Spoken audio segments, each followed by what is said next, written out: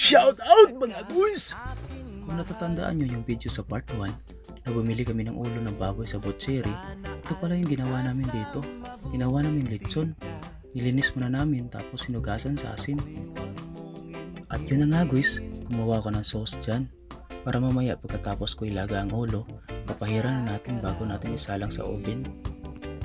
Habang busy pa yung kasama ko dyan, ninit ko muna ang oven sa temperature na 180 degrees Fahrenheit.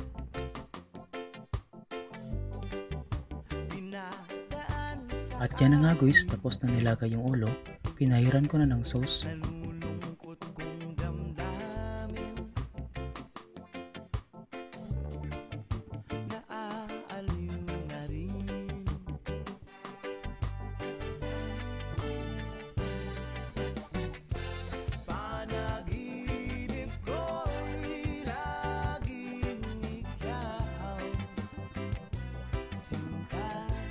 Ilagyan ko pala ng foil ang uso at yung tenga para pagsalang natin mamaya hindi siya masunog.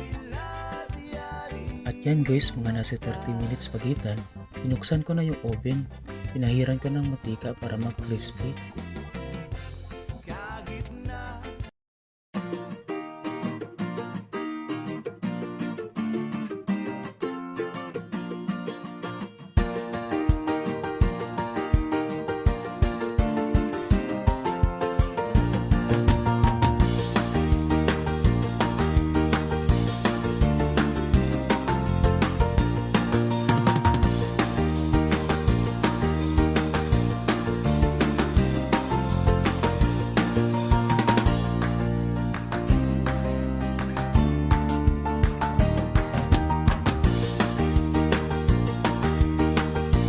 Yan ang guys, naluto na ang ating lechon.